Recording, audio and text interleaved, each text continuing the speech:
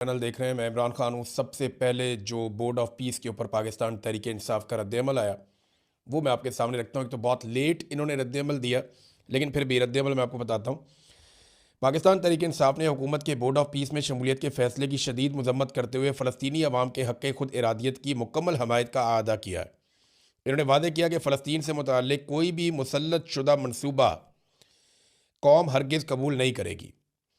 और ये पाकिस्तान तहरीक इंसाफ का जो इंफॉर्मेशन डिपार्टमेंट है उन्होंने ये बयान जारी किया और उन्होंने कहा कि हुकूमत ने कौम और पार्लिमान को एतमाद में लिए बगैर बोर्ड ऑफ पीस में शमूलियत इख्तियार की है, जो ना सिर्फ गैर जिम्मेदाराना है बल्कि इसके संगीन और दूर रस नताइज होंगे। अच्छा, अब ये कह रहे हैं कि इसराइल जो है वो तौसी कर रहा है, वो ज़्यादती कर रहा है, जुल्म कर रहा है, जबकि हुकूमत उसका तज़किरा भी नहीं करती, उसके ऊपर हुकूमत खामोश है और एक बड़ी कमज़ोर पॉलिसी है पाकिस्तान की। फिर पार्लियामेंट के अंदर डिस्कस भी नहीं किया इन्होंने, और फ़लस्तीनियों की शमूलियत के बगैर आप कैसे इसराइल के साथ बैठ सकते हैं, ये सवाल भी उठाया गया। तो पाकिस्तान तहरीक इंसाफ कम से कम इस मामले पे अभी फ़िलहाल खड़ी हुई है। इमरान खान को लेकर एक अरब सहाफ़ी ने एक ट्वीट किया। ये जो अरब सहाफ़ी हैं जिनका नाम है अली अबू नीमा, इन्होंने जो ट्वीट किया, ये एक और जर्नलिस्ट हैं जिनके ट्वीट के ऊपर उन्होंने ट्वीट किया और ये जर्नलिस्ट ट्वीट करते हैं कि ट्रंप ने एक मुल्क के सदर को अगवा कर दिया और क्यूबा के लोगों को अभी वो भूख से परेशान कर रहा है और ईरान के ऊपर वो एक जंग मुसल्लत करने वाला है। और इसके बावजूद we have a Muslim leader just like Shahbaz Sharif who calls him truly a man of peace. और हमारे पास एक मुसलमान लीडर है शहबाज शरीफ जो उसे इसके बावजूद मैन ऑफ पीस यानी अमन का पैगंबर उसको कहता है। अब आप ये देखें कि ये जो एक अरब सहाफ़ी हैं वो इसके ऊपर क्या लिखते हैं। वो ये लिखते हैं, और ये बड़े मकबूल जर्नलिस्ट हैं। ये कहते हैं जी, this is why Imran Khan is being slowly murdered in prison.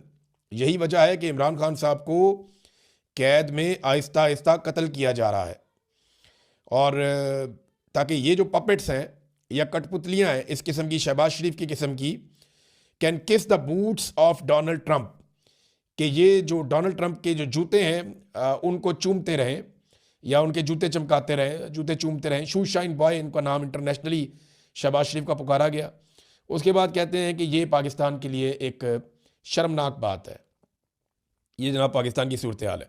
अब इमरान खान के ऊपर द डिप्लोमेट ने एक मैगज़ीन, ये है डिप्लोमेट, इसने एक आर्टिकल लिखा है। ये आर्टिकल मैं आपके सामने ज़रूर रखना चाहता हूँ क्योंकि इससे आपको पता चलेगा कि actually international media Imran Khan के बारे में क्या कह रहा है और मामला किस तरफ जा रहा है। सबसे पहले ये 4-5 नुक्ते हैं इस आर्टिकल के अंदर इमरान खान साहब के हवाले से जो मजमून लिखा गया, और ये अमरीकी अशाती इदारा है, वहाँ बहुत मकबूल है द डिप्लोमेट। और उसने इमरान खान के मुतालिक जो इसका उन्वान है ना मजमून का, वो बड़ा इंपॉर्टेंट है। उन्होंने कहा जी, डेड और लाइव, कि जिंदा रहे या ना रहे। Imran Khan puts Pakistan general Munir in a catch 22 situation, कि इमरान खान के साथ कुछ भी हो, वो जिंदा रहे या ना रहे, लेकिन उन्होंने पाकिस्तान के जनरल आसिम मुनीर को एक कैच 22 सिचुएशन में फंसा दिया है। ये कैच 22 क्या है? ये जनाब एक जोसेफ हेलर, एक राइटर थे, उन्होंने एक नावल लिखा था कैच 22 के नाम से 1961 में। जंग अजीम के कुछ वाक़यात का इसमें तस्करा था। तो कैच 22 एक सिचुएशन का नाम है जिसमें से निकलना नामुमकिन हो जाता है, यानी आप कहीं भी नहीं जा सकते। यानी आप कहते हैं कि आगे गड़ा पीछे खाई, इस तरह भी लोग मिसालें देते हैं। कई लोग कहते हैं कि चारों तरफ से शामत आ गई है। तो वो ये सिचुएशन है जिसमें इमरान खान साहब ने आसिम मुनीर को फंसा दिया है। अब ये आर्टिकल क्या कहता है, ज़रा ये देखें, ये बहुत इंपॉर्टेंट है। उन्होंने कहा जी, इमरान खान जिंदा रहे या ना रहे, जनरल आसिम मुनीर को कैच 22 इंतहाई मुश्किल सूरत हाल में जिसमें से निकलना नामुमकिन है उसमें फंसा दिया है। पाकिस्तान की सियासत इस वक्त ऐसी जगह पे खड़ी है जहां मुल्क की ताकतवर फौजी क़यादत, खास तौर पे आर्मी चीफ आसिम मुनीर को अपनी तारीख के सबसे बड़े सियासी चैलेंज का सामना है। जेल में कैद साबिक वज़ीर-ए-आज़म इमरान खान ने अपनी सियासी बका और अवामी मकबूलियत के जरिए पाकिस्तानी मिलिट्री एस्टेब्लिशमेंट को एक ऐसी बंद गली में धकेल दिया है जहां से वापसी का रास्ता नजर ही नहीं आता। अब इसके अंदर ना इन्होंने 5 नुक्ते लिखे हैं जो इंपॉर्टेंट है, और आखिर में इन्होंने कंक्लूड कर दिया। मैं मुख्तसर आपको बता देता हूँ। नंबर 1 ये कहते हैं कि जनरल मुनीर की मुश्किलात कैच 22 सिचुएशन, यानी इमरान खान ने ऐसा फंसा लिया है कि अब ये निकल ही नहीं सकते इसमें से। ये कुछ भी कर लें, इमरान खान का बयानिया जो है वो मजबूत है और अवामी ताकत के साथ इमरान खान साहब अगर वापस आ गए तो एस्टेब्लिशमेंट का सियासी असर रसूख खत्म कर देंगे, और अगर उन्हें जेल के अंदर कुछ हो जाता है, उनकी जिंदगी को खतरा लाक होता है, तो इसके नतीजे में भी ये नहीं बचेंगे। नंबर 2, जेल से बढ़ती हुई मकबूलियत, कि इमरान खान की मकबूलियत तो बढ़ती जा रही है बजाय इसके कम होने के। तो इमरान खान साहब एक ऐसी सिचुएशन में खड़े हो गए हैं आकर के, कौम उनके साथ खड़ी है और वो पाकिस्तानी सियासत का मरकज इस वक्त बन चुके हैं। नंबर 3, बैन अवी दबाव और ट्रंप का फैक्टर जो है वो भी उन्होंने उसका भी तस्करा किया। उन्होंने कहा देखे, ट्रंप बेशक जितनी मर्जी तारीफें कर रहा है मौजूदा हुक्मरानों की, ये बात आपको भी ध्यान में रखनी चाहिए, इमरान खान की बुराई ट्रंप ने कोई नहीं की, और जो ओवरसीज पाकिस्तानी ट्रंप को मिले उनके सामने ट्रंप ने इमरान खान के बारे में कोई बुरी बात नहीं की। ट्रंप को यह पता है कि इमरान खान का नाम लेकर या उसके जरिए दबाकर मैं आसिम मुनीर से और शहबाज शरीफ से अपना काम निकलवा सकता हूं। तो फिलहाल वो अपनी पॉलिटिक्स कर रहे हैं, लेकिन इंटरनेशनली वो ये कह रहे हैं कि पाकिस्तान की जो मईशत है वो बहुत बुरी तरह तबाह हुई है और उसकी वजह से दबाव लगातार बढ़ रहा है, इमरान खान को दबाव में रखना मुश्किल बन रहा है। नंबर 4 पॉइंट इस इदारे ने यह लिखा, डिप्लोमेट ने, कि इदारे के अंदर तकसीम का खतरा है। इदारा कौन सा? फौज। और वो ये कह रहे हैं कि जो फौजी बहुत ऊंचे रैंक्स के ऊपर हैं, जैसे ये ऊपर के जर्नैल होते हैं चंद, उनको छोड़कर उन्होंने निचली सतह के तमाम अफसरान के बारे में लिखा कि उनमें इमरान खान की मकबूलियत बहुत ज़्यादा है, और ये मकबूलियत फ़ौजी क़यादत के लिए एक मुसलसल दर्द सर बनी हुई है कि इमरान खान फ़ौजी तो नहीं है लेकिन फ़ौज के अंदर वो बहुत मकबूल है, ये भी उन्होंने लिखा। फिर नंबर 5 उन्होंने लिखा कि बोर्ड ऑफ पीस और सियासी सौदेबाजी, इसके ज़रिए उन्होंने कहा जी कि इसमें शमूलियत करके बैनुल-अक़वामी सतह पर इसराइल या ईरान के मामलात में मुदाखलत करके आलमी सतह पर अपनी अहमियत मनवाने की पाकिस्तान कोशिश तो कर रहा है ताकि अंदरूनी दबाव को कम किया जा सके, लेकिन इमरान खान का फैक्टर ऐसी हर कोशिश पर हावी रहता है कि जो मर्जी कर लें, इससे फ़र्क नहीं पड़ रहा। तो जनाब उन्होंने इख्तिताम किया कि इमरान खान को दीवार से लगाने की हिकमत अमली उल्टी पड़ चुकी है आसिम मुनीर को, और अब एस्टेब्लिशमेंट को या तो खान के साथ कोई बड़ा समझौता करना पड़ेगा या फिर एक ऐसे अवामी गैज़ो गज़ब का सामना करना पड़ेगा जिसकी मिसाल पाकिस्तान की तारीख में नहीं मिलती। यह है नाज़रीन मामला जो इमरान खान से रिलेटेड इंटरनेशनली डिस्कस किया जा रहा है। तो आसिम मुनीर साहब फंस गए कैच 22 सिचुएशन में, और यहाँ से निकलना उनके बस की बात नहीं है, बज़ाहिर ऐसा दिखाई देता है।